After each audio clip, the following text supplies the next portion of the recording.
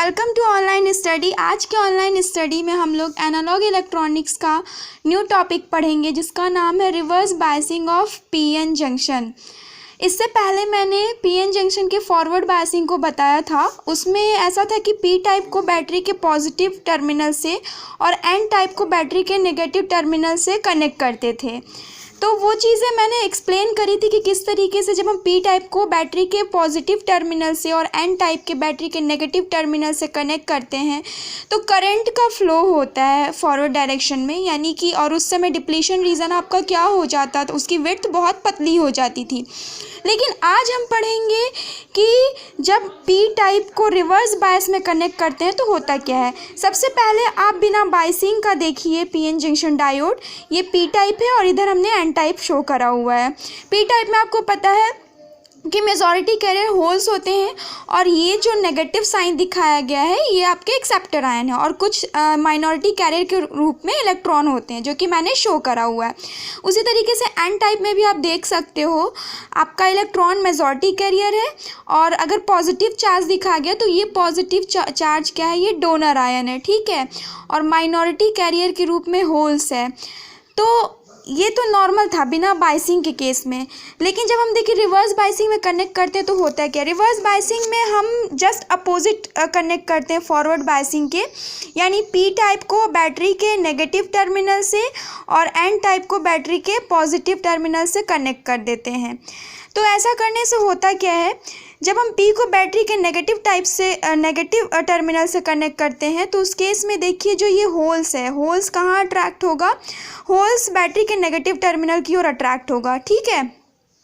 ये attraction negative terminal की ओर basically ये होता क्या है, कैसे वो देखिए। ये जो नेगेटिव टर्मिनल है ये पी टाइप के अंदर जो माइनॉरिटी कैरियर इलेक्ट्रॉन्स है इसको इलेक्ट्रॉन को लेफ़्ट टू राइट की ओर मूव कर, मतलब लेफ़्ट टू राइट की ओर रिपल करता है, यानी कि जो इलेक्ट्रॉन है इसमें का वो यहाँ से इस तरीके से मूवमेंट करती है, जिसके कारण ये कहा जाता है कि जो होल्स है वो आपका बैटरी के नेगेटिव टर्मिनल की ओर अट्रैक्ट हो रही है, ठीक है। अब उसी तरीके से बेसिकली होल्स मूव मैंने बताया, बार बार मैंने बताया कि होल्स मूव करता है, होल्स एक्चुअल में मूव नहीं करता, वो इलेक्ट्रॉन के कारण हो रहा है, ठीक है। ये कॉन्सेप्ट मैंने पी टाइप डायोड में बता दिया था।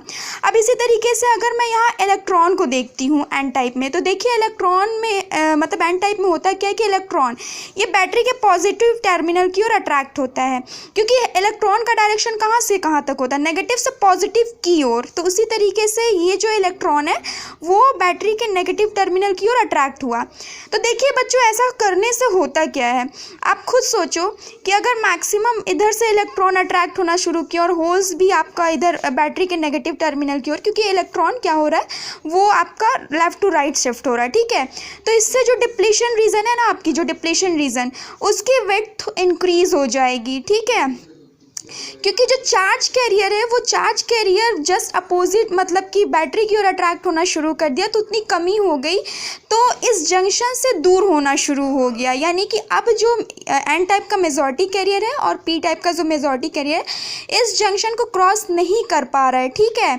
तो उस केस में होता क्या कि ये डिप्लीशन रीजन धीरे धीरे, पहले यूँ थी नॉर्मल अनबायस्ड केस में देखा जाए तो डिप्लीशन रीजन की विड्थ कम थी, या फिर जब फॉरवर्ड बायस भी जब मैंने पढ़ाया था तो आप लोगों ने देखा था कि डिप्लीशन रीजन की विड्थ क्या थी, पतली हो गई थी।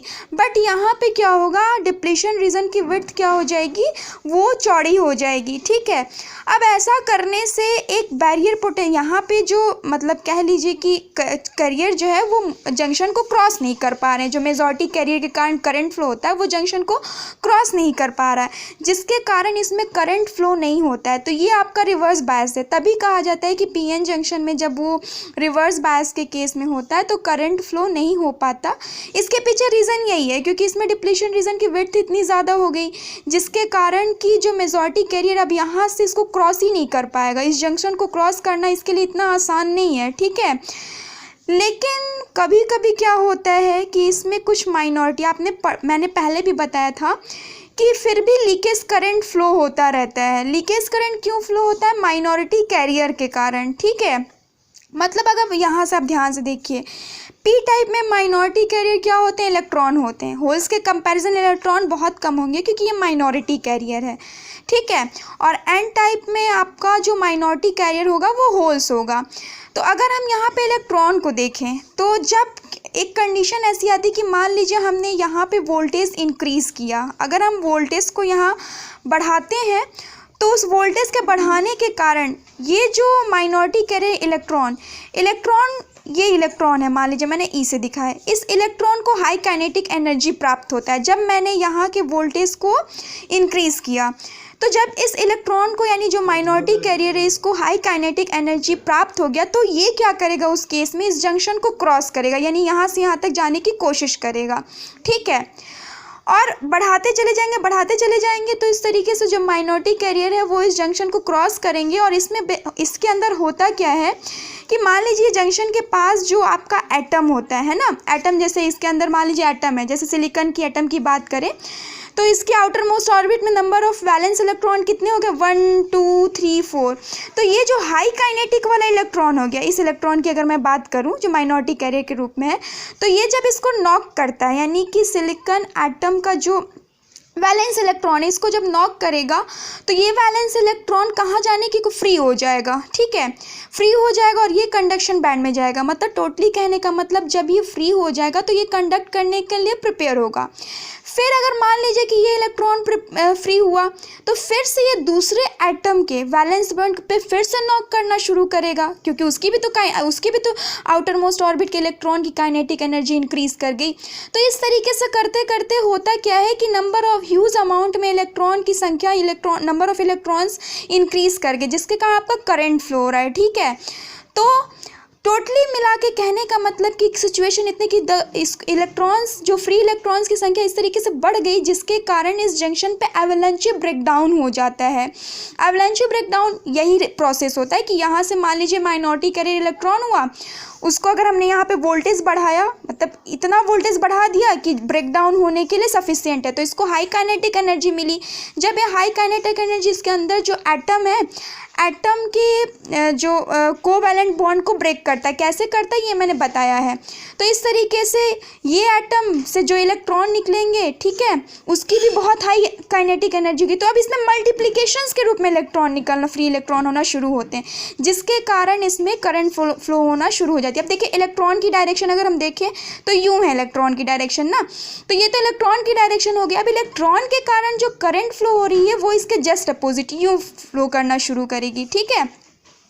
यही रीज़न है कि होता क्या है ना कि मतलब कि रिवर्स बायस में स्टार्टिंग में तो लीकेज करंट फ्लो होता है ड्यू टू माइनॉरिटी कैरियर, लेकिन जब हम इस पे वोल्टेज इंक्रीज कर देते हैं, ज़्यादा वोल्टेज बढ़ा देते हैं, तो ड्यू टू एवलांचे ब्रेकडाउन इसमें मतलब कि अचानक से बहुत तेज़ी से करंट फ्लो होना शुरू हो जाता है। तो इसको हम लोग जब कैरेक्टरिस्टिक मैं एक्सप्लेन करूँगी तो दिखाऊंगी।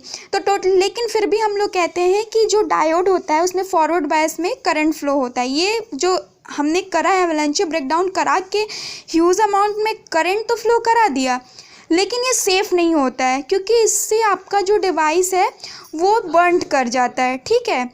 तो टोटली कहने का मतलब कि पीएन जंक्शन डायोड में मतलब वन डायरेक्शन में करंट फ्लो होती है, वो अलग की बात है कि ब्रेकडाउन के कारण इस तरीके से हो रहा है, लेकिन हम नॉर्मली यही चीज़ें कहते हैं, ठीक है।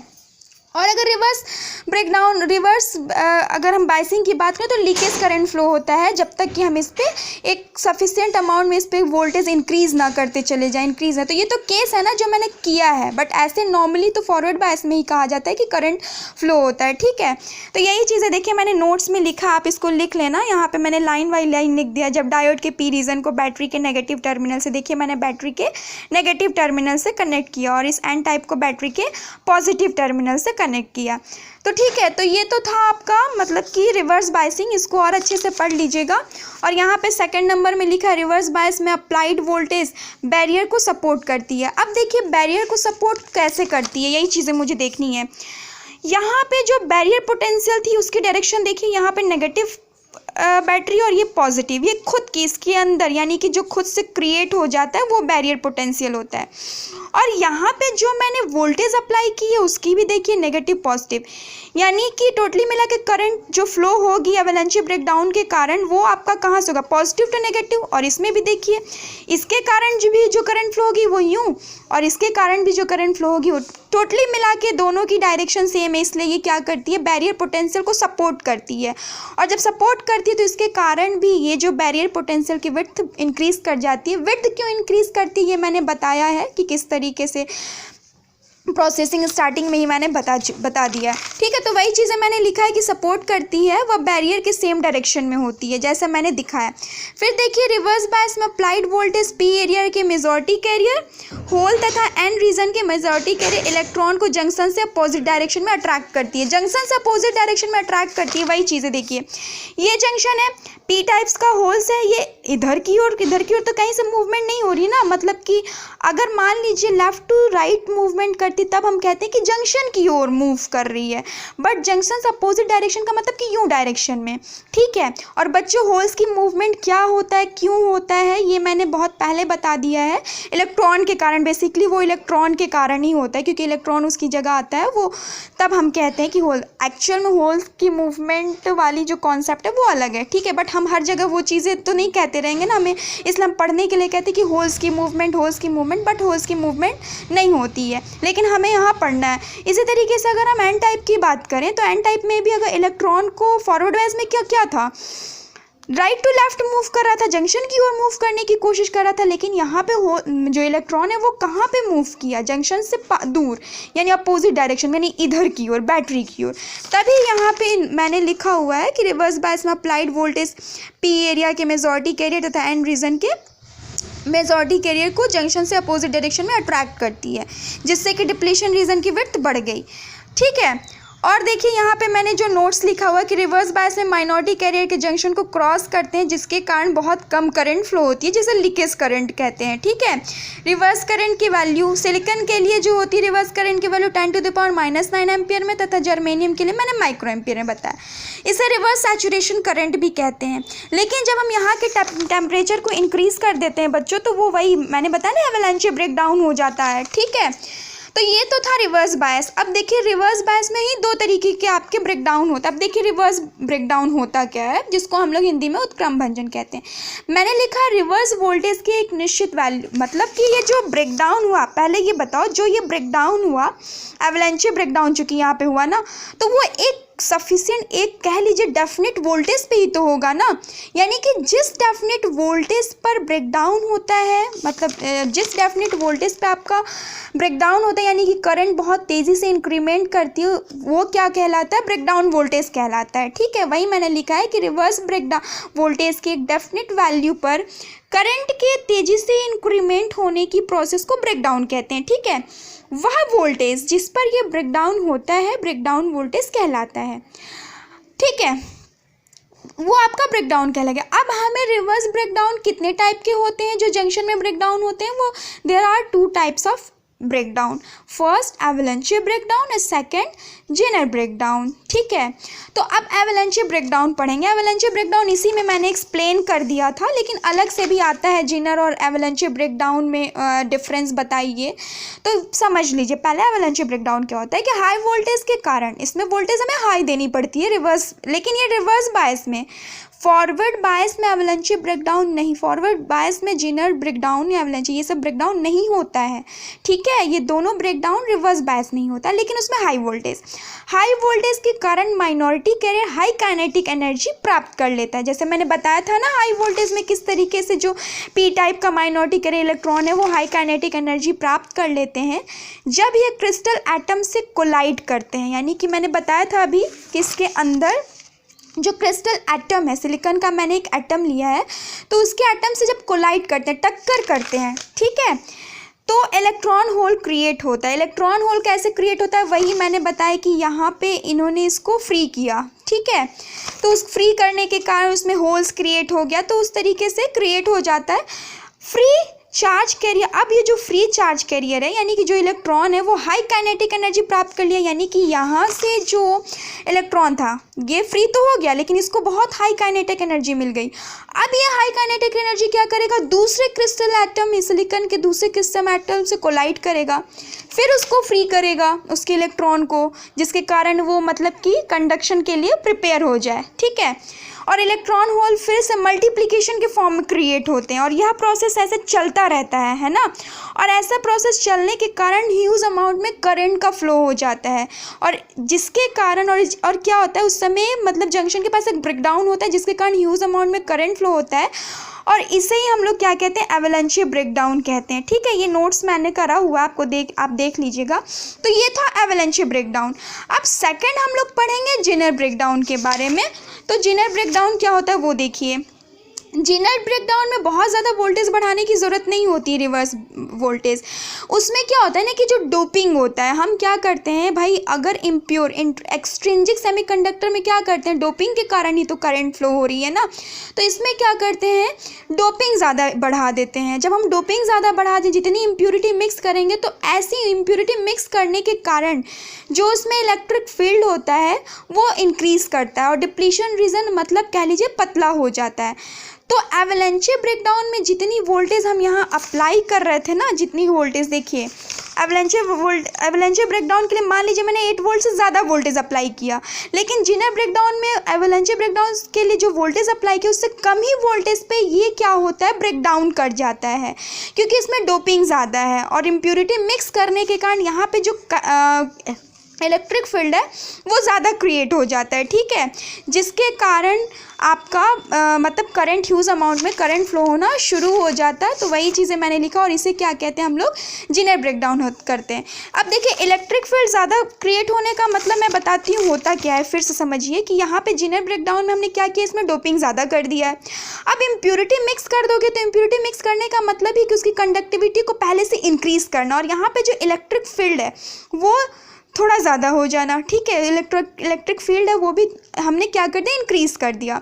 ठीक है, तो उसमें क्या होता है कि एवलांचे ब्रेकडाउन के कंपैरिजन कम वोल्टेज पे ही जो माइनॉरिटी कैरियर है ये अंदर के एटम से कोलाइड करके क्या करता है, उसको कोवेलेंट बॉन्ड को ब्रेक डाउन करता है और नंबर ऑफ इलेक्ट्रॉन्स बढ़ जाते हैं और जिसके कारण करंट ह्यूज अमाउंट में फ्लो करना शुरू कर देती है। ठीक है, तो वही चीज़ है, लेकिन बस यहाँ पे डोपिंग का कॉन्सेप्ट है और एवलांचे ब्रेकडाउन से कम ही वोल्टेज पे क्या होता है कि ये जो है आपका जंक्शन के पास ब्रेकडाउन हो जाता है और करंट तेज़ी से फ्लो करना शुरू कर देता है और इसके लिए जो वोल्टेज की ज़रूरत होती है वो 6 वोल्ट से कम वोल्टेज पे ही जेनर ब्रेकडाउन हो गया। तो ये तो था एवलांचे ब्रेकडाउन और जेनर ब्रेकडाउन में अंतर। देखिए मैंने पूरा लिखा भी हुआ है कि कोवेलेंट बॉन्ड टूटता है जिसके कारण आपका ह्यूज अमाउंट में करंट फ्लो होना शुरू होता है। वो क्यों होता है, क्योंकि डोपिंग मैंने बढ़ा दी है। डोपिंग बढ़ाने से के कारण इलेक्ट्रिक फील्ड भी इस पर बहुत अधिक बढ़ जाता है जिसके कारण जो एटम है उसके कोवेलेंट बॉन्ड टूटते हैं और number of charge carrier increase कर जाता है। ठीक है, कम ही वोल्टेज पे। अब हम आगे आपको मैं एक नोट्स भेज दूंगी एवलांचे ब्रेकडाउन और जेनर ब्रेकडाउन में जो डिफरेंस होंगे, डिफरेंस बिटवीन एवलांचे ब्रेकडाउन और जेनर ब्रेकडाउन, ये एग्जाम्स में आते रहते हैं तो उसको आप करिएगा। तब तक के लिए थैंक यू।